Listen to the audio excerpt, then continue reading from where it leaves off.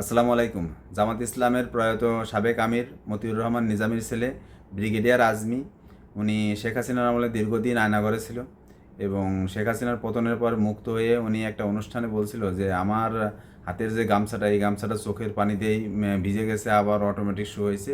একটা সাক্ষাৎকার দিছিল, আবেগের ময় একটা সাক্ষাৎকার। ওনার কষ্টের বিষয়ে কেউ অনুভব না করে ওনার ওই যে গামছাটা 8 বছর ধরে ব্যবহার করছে, ওইটা নিয়ে টোল শুরু করছে। যারা তার গামছা নিয়ে টোল করছে তাদেরকে আমি বলতে চাই, আমার মাথার যে টুপিটা, এই টুপিটার বয়স প্রায় 13 থেকে 14 বছর। এই টুপিটা আমি এখনও নামাজ পড়ি। আমার আর একটা টুপি আছে 2020 সালে কিনা, সেই টুপি নিয়ে আমি মালদ্বীপ যখন গেছি, মালদ্বীপ থেকে আসছি অনেক দিন, মালদ্বীপ তারপরে বাড়ি গেছি, আবার বাংলাদেশে ছিলাম অনেক দিন, তারপরে সৌদি আরব আসছি, সৌদি আরব থেকে আবার বাড়ি নিয়ে রেখে আসছি, সেটা শোকেছে স্মৃতিস্বরূপ। আর আমার এই যে শার্টটা, এই শার্টের বয়স প্রায় 13 বছরের মতো।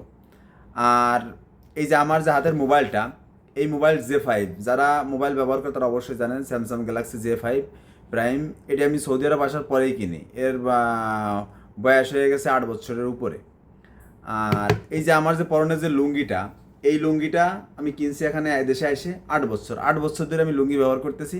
আগামী আরও 10 বছর যদি সৌদি আরব থাকি, এ একটা লুঙ্গি চলবে, এ ছিঁড়তেছেও না, ধুইলে পারে আবার নতুন।